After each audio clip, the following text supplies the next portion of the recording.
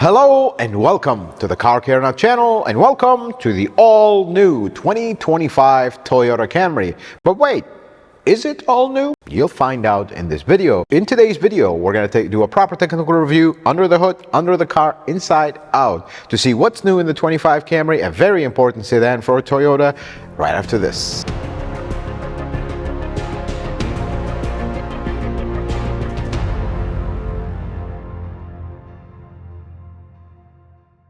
Let's start our technical review under the hood, which at a first glance it looks exactly like the previous generation, and that is not far from the truth. In the engine department, things are exactly the same. Nothing have changed. Some folks will say that's a bad thing. Oh, that is a very good thing. And even things around are exactly the same. The only really effective change here is we switch from the 4th generation hybrid system to the 5th generation hybrid system. Although the 5th generation hybrid system is actually not a radical departure from the 4th, so it's technically 4.5 generation. So not a lot have changed here. Let's dive in, you'll find out why. The engine here is a A25A FXS. This engine came out in 2018 and it's basically been used in so many models, hybrid, non-hybrid. It had a few things here and there, but for the most part, it's been pretty reliable. There's been many examples, well over 200,000 miles. Runs good. Let's dive into some of its mechanical construction. We'll talk about some of its previous common issues, and then we'll dive into the 5th gen. So this is a dynamic force engine. At the very top, you have a plastic valve cover, decent quality plastic valve cover. Underneath it, you have a 2-piece cylinder head with hydraulic lifters and roller rockers. This engine does have a dual front timing cover design, so they can skip that part between the cylinder head and the block to avoid leaks, although honestly there has been a few leaks because that thing is very complicated. You basically have front cover, timing chain and components, then another cover in front. That's how that works. This engine has 2 timing chains, one between the cams and the crank, and the other one is for the oil pump. Variable oil pump here, which is pretty interesting. It's something we've really dived into this engine details in a video. I'll link it right here when it first came out, but nothing has changed. At this point, I almost dare say, it's starting to become the norm. This engine does have EGR, which is coolant cooled, no turbos, none of that mess. It does have D4S, so you have port and direct injection. Pretty simple. Now, this engine, even if it's in its non-hybrid iterations, but in this one it's only hybrid now, you have an electric water pump, which makes it very simple. This engine has had a decent track record so far. There has been some issues.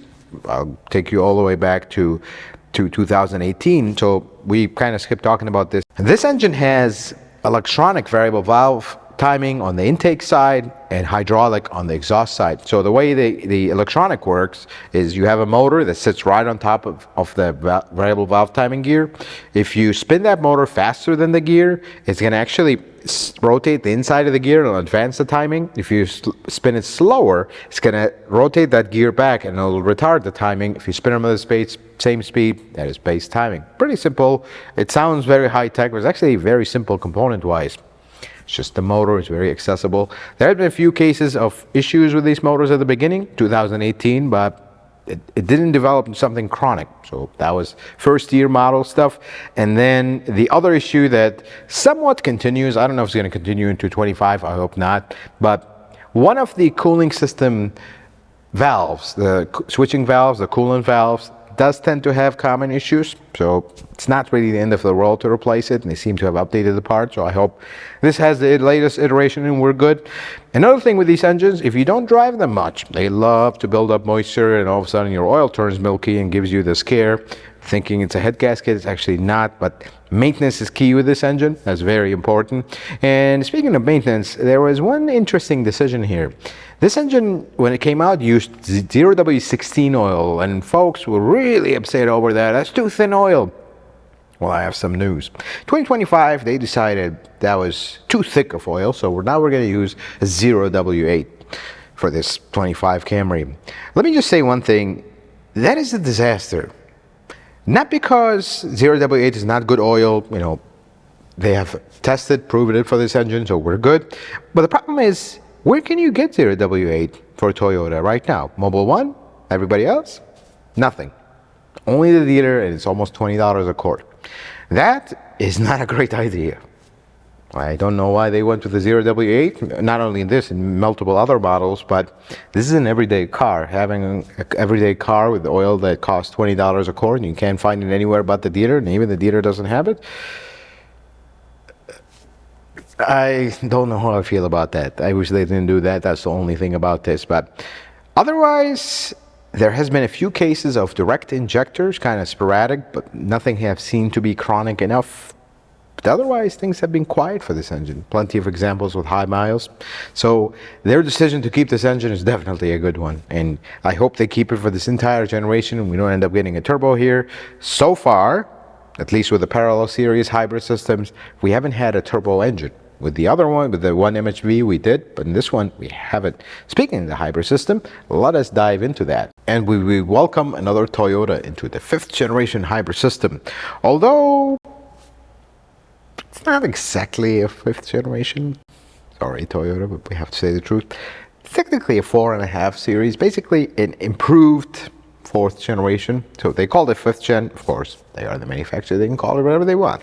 However, it operates almost exactly the same as the previous generation, the 4th generation, with the exception of one thing, and it's an important thing. They no longer have a pre-charge relay and a pre-charge resistor in the battery. They actually moved that whole pre-charge deal into the DC-DC converter. So basically, the order in which the hybrid system comes alive have changed. It used to be the battery comes alive and then everything else comes alive. Now, the DC to DC converter comes alive and it turns on the hybrid battery and things start going. And that is a great change because we actually had issues with the 3rd generation hybrid system with that resistor being in the battery, but now it is here. So I am hoping that we're moving in the right direction here. We've had the 5th generation Prius, which debuted this system. So far, so good. We haven't had issues. So the other thing that they did with this, with the 25 Camry, you no longer have a nickel metal hydride battery, you only have lithium ion. It does sit underneath the seat, same spot as the previous generation. Does have a filter, which is important that you keep it clean. Also on the passenger side, exact same spot, in case you haven't watched any of our other hybrid videos. At the heart of the system is something called a PCU, or power control unit.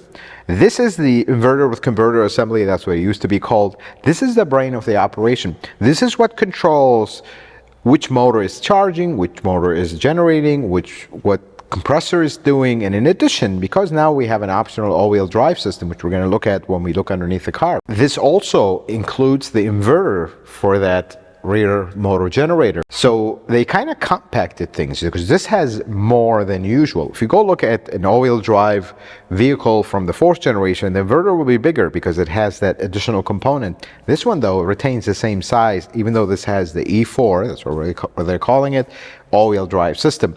Now, what is new in the previous generation, other than the PCU and kind of the 4th generation system, is the transmission. The transmission here is called the PB11. It's very similar to that in the 5th generation Prius and the Corolla Cross and all that, but this is kind of a model for the Camry, depending on its size. I'm assuming that's the case. There is not much really have changed in the operating principles of the ECVT, which if you hear the word ECVT, that's a scary word, but this is nothing like a regular CVT transmission. From my experience working on hybrids for a long time, the transmission was one of the least issues with hybrids. And here we are again. They didn't really radically change the design and the way it works. So we're hoping this is, even though it's a new transmission, it follows footstep of the previous ones. We haven't had issues with them. We're hoping this one doesn't either. The only thing with this transmission is it no longer uses WS fluid, transmission fluid. It uses Toyota's new TE, e-transaxial fluid. This is something that came out when the horrendous BZ4X came out. Now we're seeing it trickle to other models. Same thing with the rear motor generator. We'll talk about that a little bit, but just precaution. There's a different fluid in this transmission than the previous generation, and that's one of the bigger changes. But let's talk about everything else. I mean, I look at the quality of things here. Everything looks exactly the same. Nothing have changed. I mean, folks will say, well, are they fooling us with a new generation? They are not. This is how Toyota does things. And I actually welcome this when they don't go changing everything every single generation. This is exactly the same engine. Nothing has changed. And this engine is very high-tech, very cutting edge. but it's had some track record. It's been out since 2018, and there hasn't been kind of a reputation behind it or issues. Of course, some of them did have issues, but not something chronic. And we've seen examples with high miles. So I feel comfortable with this engine. I've owned one of them, drives great. And another thing with this 5th generation hybrid system with this engine is you'll notice a significantly increased EV mode. That's the one thing I noticed from the previous generation. I owned the previous generation Camry hybrid. This is one thing you'll notice with this. It gets better gas mileage, very obvious that it does, and it significantly increases the EV range. And it drives very smooth. It is even smoother than the 4th generation system. Yes, it does have the CVT drone as usual if you push it, but I feel like it's more composed. You don't feel that drone in normal driving every single day unless you push it, you feel it, but it's very refined, and I like that. Now, otherwise, there is a few plastic stuff, including that valve in the back, which love to go in the early ones. There are little stuff, not over the top. I think the quality is still good up here, and we'll go look underneath it in a little bit and see if that is the same story underneath. But I do want to say one thing that is very, very interesting to me. So when the 18 Camry previous generation came out, we had hood struts. So you open the hood, you let it up, it just gas struts, pull it up, and it's nice. And then when they updated the Camry in 2021, they got rid of that. We had a hood prop. But it was not a big deal because the hood was very light. You just open it, it was aluminum, or great. Well, the 2025 Camry doesn't have an aluminum hood anymore. This is back to steel, and it is extremely heavy. It almost reminds me, you know what car reminds me of? 1999 Toyota Camry with no hood shocks. It was extremely heavy to open, and it just feels like they really could have put hood shocks here. And I don't understand why they didn't do that here. I mean, these cars are getting more expensive, and I feel like we're getting less and less little stuff with it. That would have been nice, because this is actually a steel hood. Let's take a look underneath the 2025 Toyota Camry, which, as we have talked about, there is not a whole lot of changes, especially underneath it. Let's take a look. There's one thing. The exact same covers in the front, even this. The only thing I will say, and this is immediately apparent, the quality of these covers have dropped a little bit, and that is a concern. They'll probably be here and they'll be fine, but just the appearance, this one's all wavy and it just has a weird texture to it. It feels strong, but just the finishing on it could be better. I have to say, especially since this is a part that literally didn't change. It's exactly the same. With that, let's look at the front suspension here. Also here, not much have changed. We have a steel knuckle, single piston caliper, steel control arm on the lower side, separate ball joint, McPherson strut. They do have the aluminum sway bar link. Not really much have changed here. I mean, this is identical. Nothing have changed here. And this is, again, not a bad thing. Moving to the back, this is a hybrid model, so you do have a strange exhaust. We'll get to it, but everything is covered here. These covers also have a slight different appearance than the previous ones. Feel cheaper, there's no other way to say it. But the body, I'm looking at the body seams here, that is still the same. It still covers things properly, which is nice. Following this exhaust, you do have the same braces from the previous generation, and this is the thing, that it's an entire generation next, but we're almost identical. And then the exhaust kind of makes this loop, and it comes out here. Now, the fuel tank is here, and they had to move it here on the previous generation where it didn't have, there was a non-hybrid model, but here, this is always going to be the location of the fuel tank, because we don't have non-hybrids here. It's all hybrid. They had to do that to put the space for the hybrid battery under the seat. In the back, though, things are slightly different here, because this is an all-wheel drive model as an option. So if you come around and we look here, this is MGR. This is a rear motor generator. And of course, this doesn't have a transfer case in the front, doesn't have a drive shaft, kind of like all Toyota hybrids, all-wheel drive. This motor, though, is kind of a new unit. This is a Q810. It does use Toyota's TE fluid, the e-transaxle fluid, so it no longer uses WS fluid, so just be careful with service here. Pretty interesting setup, because I feel like I don't know how I feel about this. I feel like it's too low. I understand this is a fuel tank if you hit it, but I feel like this is kind of in a way. I wish they would have put it on top. However, this unit is actually very small, and the way they were able to put it here, keeping the fuel tank here, is pretty impressive. So I guess that is why. It's going to make service interesting because this is a pretty big unit. I think this probably has to come down to do anything with it. However, historically they've been really reliable, so that's good.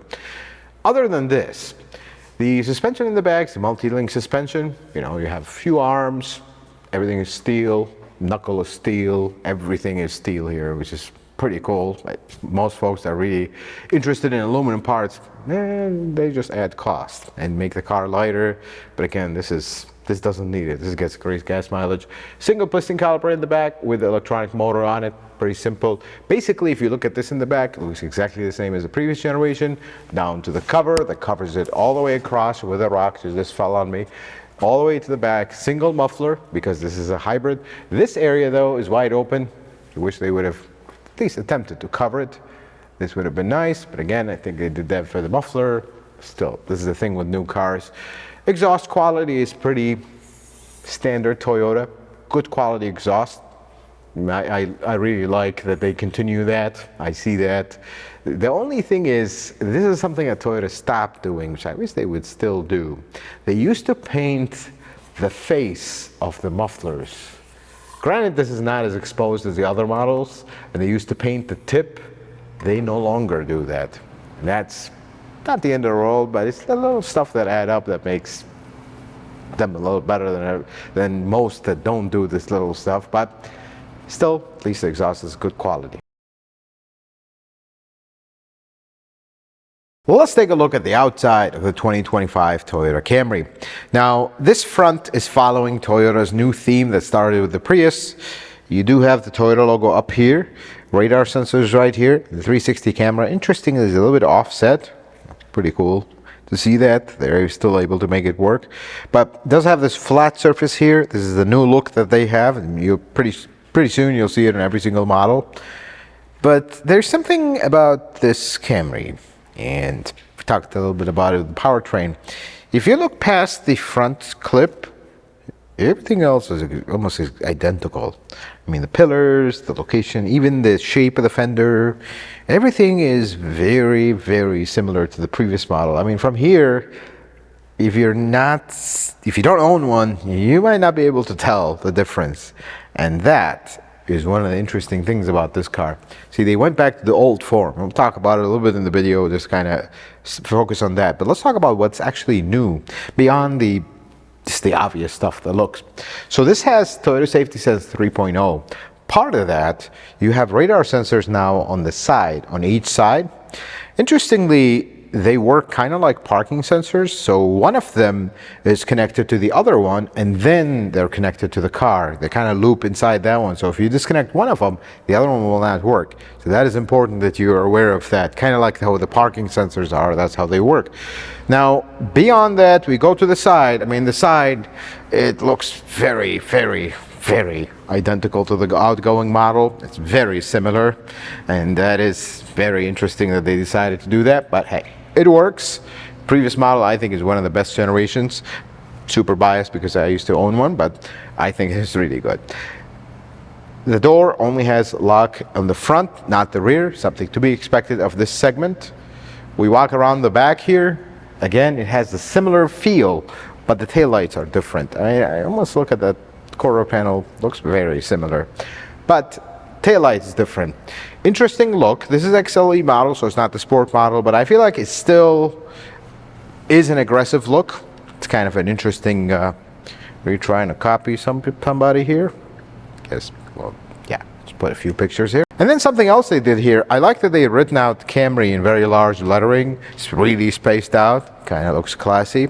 But here's what, they kind of got carried away with the badging. XLE, okay, well, this is a trim. You got to identify it. All-wheel drive, that's optional. Hybrid electric vehicle with the Toyota Beyond Zero logo. I'm sorry, they're all hybrid vehicles, so why do we need a badge for that?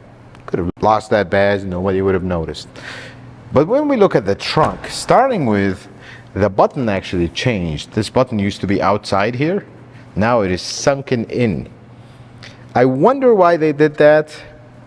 I feel like they put the button inside to protect it better, because the old ones used to, when salt and debris gets on them over time, they kind of have a strange feel to them. The trunk is very similar to the previous generation, with one thing changed, which I really dislike. Where's my hinge covers?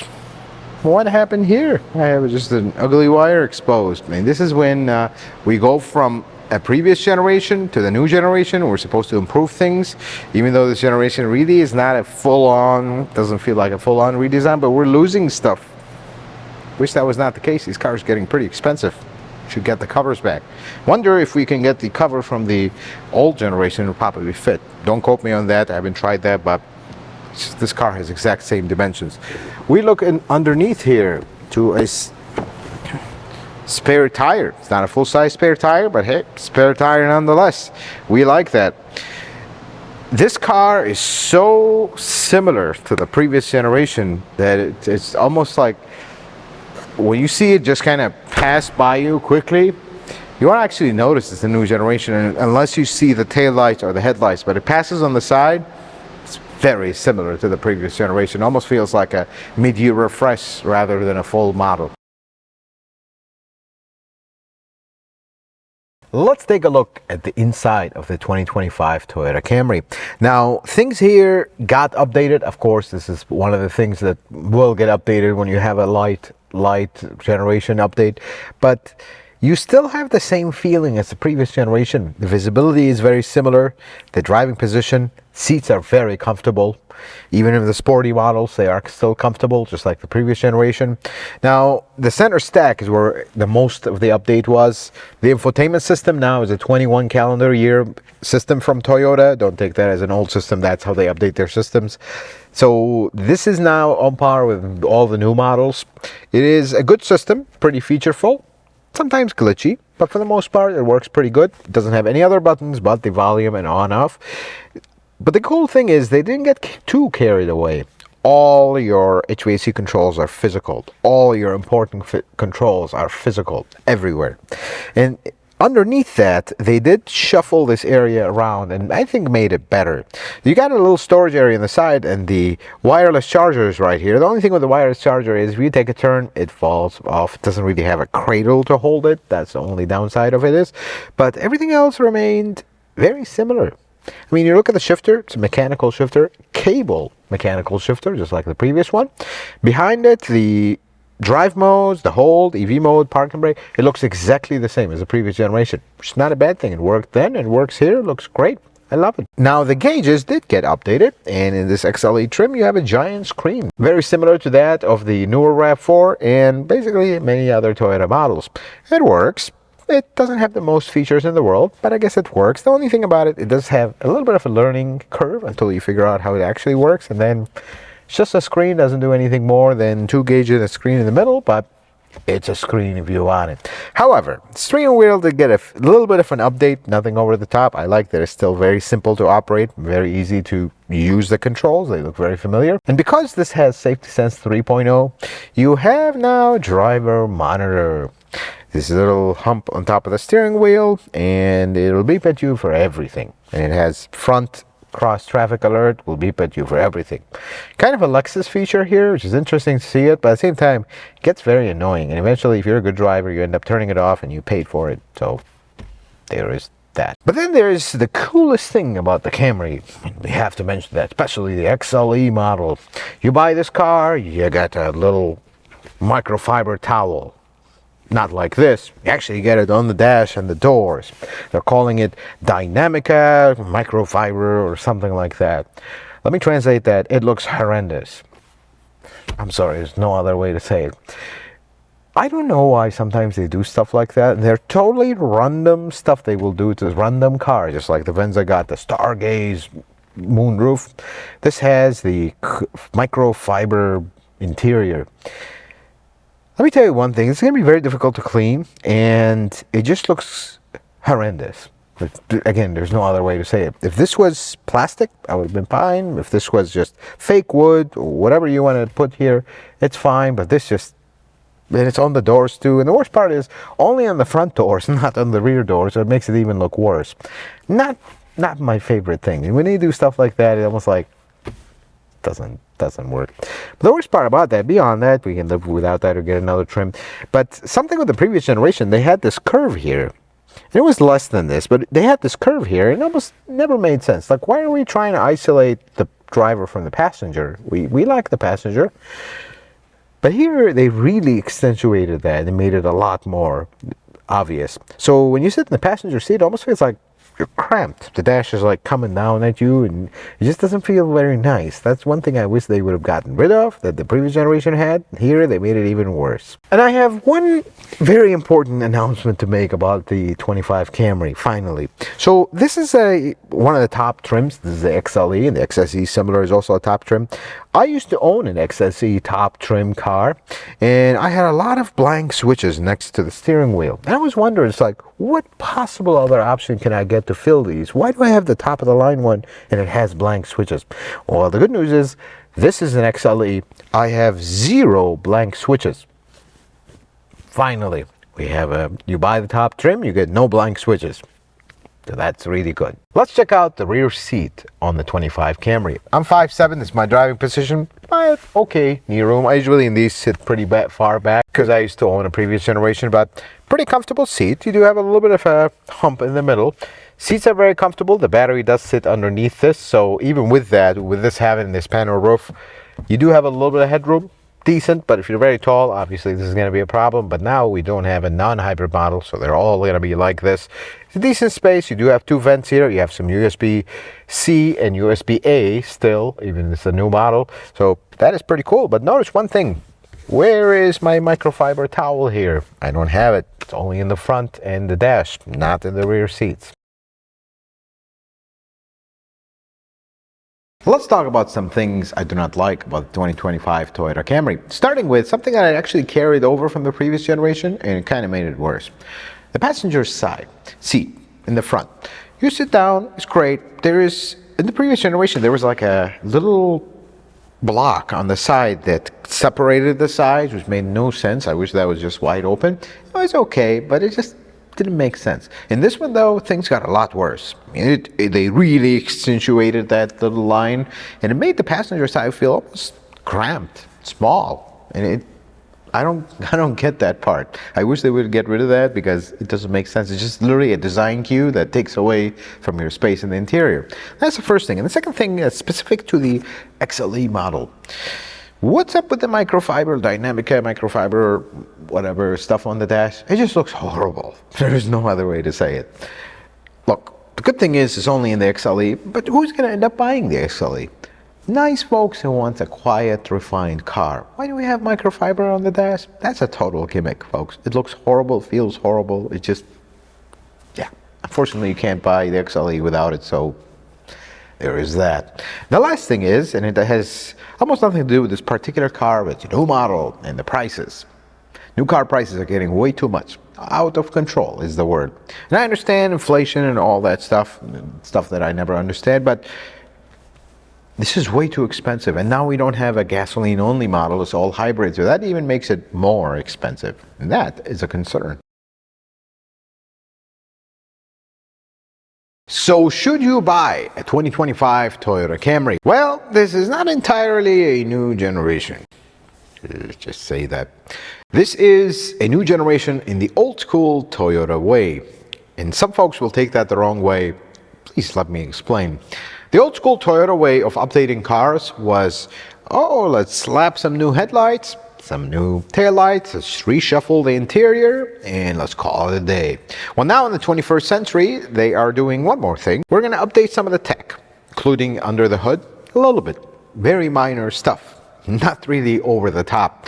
And if you still think that is a bad idea, you are mistaken, because that is the recipe for reliable cars when you come into a new generation. See, the previous generation, in my opinion, and that opinion I will flat honestly admit is slightly biased because I did own the previous generation. The previous generation was such a good generation. It was a peak generation is what I like to call it. Things have gotten so good that anything you keep going at it, it's just going to start falling off the peak and we are going downhill either way. But this, they managed to update only what's needed. Little stuff. They didn't go overboard. Yes, the cosmetics, the inside, all that stuff, yes. But the core important stuff, they kept them the same. And that is how Toyota in the past managed to get very reliable cars in new generations that keep going. And I hope that is the case here. And I hope we see more updates like that. You don't need to rip out the entire everything and make everything new, because that's how you have problems first, second, third year. Some other models are already having that. But here, they kept things the same. The one major update with this car, beyond the looks and all that, that's very obvious, the 5th generation hybrid system, which has been very good so far. I think the updates they did to it, and we've spoken about it not being a true 5th generation hybrid system because they really didn't go overboard. They only changed what was needed. And that's about it. Updated it a little bit. Yes, this have an all-new transmission, but really it's not all new. It operates exactly like the previous one. We haven't had issues with the previous one, and hopefully don't have issues with this one. Same thing with the all-wheel drive model with the hybrid now. That has been used in a very long time in all-wheel drive hybrids from Toyota. There's not much to it. That is the cool thing here. Now with that, there are a few things. Nothing is perfect in life, and we have to kind of go over it. This is now hybrid only. We don't have a V6. We don't have a non-hybrid model. And with that come one principal problem, which is the prices. I mean, the prices have gotten so high. It's not just Toyota, everybody, but we're talking about this car. Let's address that. The base model of this car, the LE, is $28,400 plus destination, plus everything, plus taxes. You're into a $30,000 base model. That is a lot. That, I hope at some point changes, because these cars are getting way too expensive. And my concern with some of the panels underneath it, they feel very flimsy and cheap. I mean, they're exactly the same panels of the previous generation. And then the trunk hinges are gone. And then we have this very silly microfiber stuff on the inside. I can almost, as a Toyota Camry owner, and knowing how Toyota Camry owners, nobody would have ever said a single complaint if we got rid of this silly microfiber stuff and we would have put just fake wood or just slab of plastic. Nobody would have minded and dropped the price a little bit. That's the only part where they got a little bit carried away. And then the passenger seat, that little cutout in the dash, I would have wished they got rid of that. It didn't make sense in the previous generation, and it makes even less sense here. I feel like they gotten even more carried away with that. That doesn't make sense. But overall, being that it's only a hybrid is not a concern. It's the prices that is a concern, because I've owned the previous generation hybrid. I think they've gotten it so good that you almost don't miss the non-hybrid or the V6. Now, you will miss the V6 here. Obviously, this is not as powerful, but the sales said a different story. Not many people bought the V6. We live in different times. People are trying to get fuel-efficient cars, and this one is very fuel-efficient because of that 5th generation hybrid system. And one thing you'll notice immediately on this, longer EV times. That is pretty cool. But I feel like in the previous generation, when we had the non-hybrid model, that was a way for folks to get these cars cheaper. You know, I understand hybrids will cost more. You have the battery, you have all this stuff. But when you had a non-hybrid, you could buy it cheaper. And then you wanted to upgrade to the hybrid model. Here, you no longer have that. And then it starts with an LE trim. Where's my L trim? An L trim would have made sense here. Drop the price of this car, make it more accessible to more folks. But now, yeah, it's great, and they didn't really go overboard with the update. Why did you raise the price so much? That's the problem. And this is not just Toyota, this is everybody. All new car prices, MSRP is going up, and this one now also joins the club. Folks, I'm really impressed that Toyota did this update the old school way. Didn't go overboard. Yes, they updated the hybrid system, but the engine is exactly the same. Most of the body electronics and stuff, exactly the same. And that's what you want. That's how the recipe for reliable cars continue. And I hope it actually works out that way. Folks, I hope this video was helpful and informative. I hope you learned something new. If you like it, consider giving it a thumbs up. If you're not a subscriber, consider subscribing to the channel. Check out some of my other videos. Until the next video, folks, may the Lord bless you and keep you, and you have yourself a wonderful day.